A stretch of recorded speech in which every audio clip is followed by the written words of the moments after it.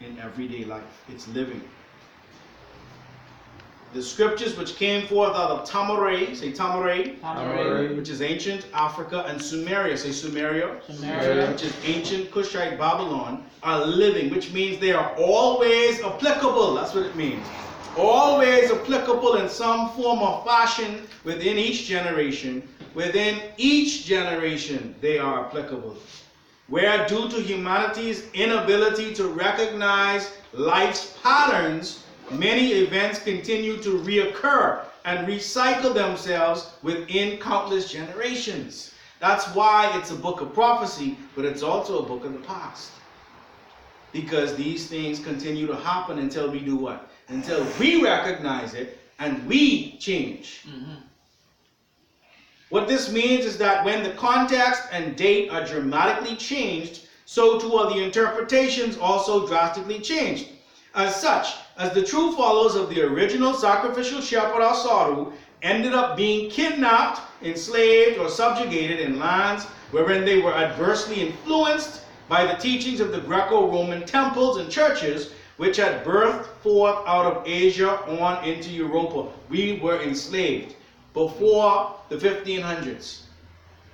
You can read about slavery within the actual King James Version of the Bible. You can read about and research those from Ephesus who were enslaving us. We must also make very clear to all who read the book of salvation that the only reason so many religious scholars have labeled or considered this book to be difficult to explain or translate is because they have all attempted to do so without wanting to openly admit that it is a Tamaraean or ancient African record. Thus must be investigated and explained using what? Tamaraean minds, eyes, true religious identity and experiences. It's an African book. You won't see it, and we can show you where this book is on the walls. And we will show you. Right? For those who draw near. Right? We say this because what most Greco-Romanized monotheists don't want to address is the fact that originally the European scholars and leaders of European religious reformation, such as Martin Luther and Desiderius Erasmus, were actually zealot adversaries who stood against any notion that the book of Revelation, Ba-Istangil, known biblically as the book of Revelation, belonged in the Greco-Roman anglicized Bibles, writings, and teachings which they promoted. They didn't want this in their canon. They knew this was an African book. Furthermore, the Tamaraean records, namely the book of, now you're talking about primary sources, the book of Amduat. Let's slow down and write some of these down. So you could actually go and Google it and see primary sources. Because see, we could tell you a story, We could go under the tree for that. Right? The book of Amduat.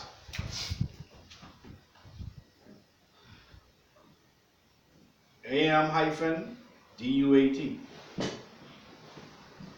The Malayan manuscripts. Because it's very important that you know that you do as an African, that you do as a Tamaraean, that you do as a true Christian. We have our own records. See, don't let people stand up in the front of you talking foolishness like they own Christianity, They don't own Christianity. They corrupted Christianity. Right. They do not own Christianity. And that's why they can't find the power in it. That's why the children ain't interested in it. That's why the country ain't interested in it. That's why they flamming, because they don't actually have power or control of it, because it ain't theirs. You understand? There's the book of Akir. A-K-I-R. Book of Akir. These are primary sources. This is the book of Caverns. Book of Caverns. C-A-V-E-R-N-S. There's the book of Coming Forth by Day. Book of Coming Forth by Day. Because they'll tell you you're a savage and all that you had was all records. And that you didn't have any books. The devil is a liar.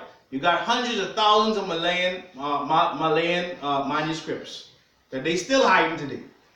But they can't trust the people who say they come in to help, quote unquote. Every time they help us, we know who they really helping. Right? Right? The book of coming forth by day. After that, you also have the book of gates. Nah? Your pastor never told you about this? Huh? Your church who's talked to God never told you about this? Huh? This is the question you need to ask people. Because all they say is the Bible. That's it. The Bible. Right? The book of the heavens. You mean your Bible don't have the book of the heavens? Huh? Book of the heavens. The book of night. The book of the heavens. Then there's the book of night. Then there's the book of the divine cow. Because they said the Israelites built a what? A golden calf. The book of the divine cow. Right? And you can erase over there. Then you have, because you ask for primary sources. Right? Then there's the coffin and pyramid texts. Coffin, C-O-F-F-I-N, coffin and pyramid texts. Okay? All have actual verses and teachings which were and are combined in such a perfect harmonious manner to directly influence the book of salvation, which did become mistaught as the book of Revelation.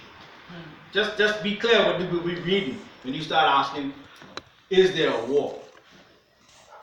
This war and all of the things that are being talked about in this book, you'll find pieces of it in all of these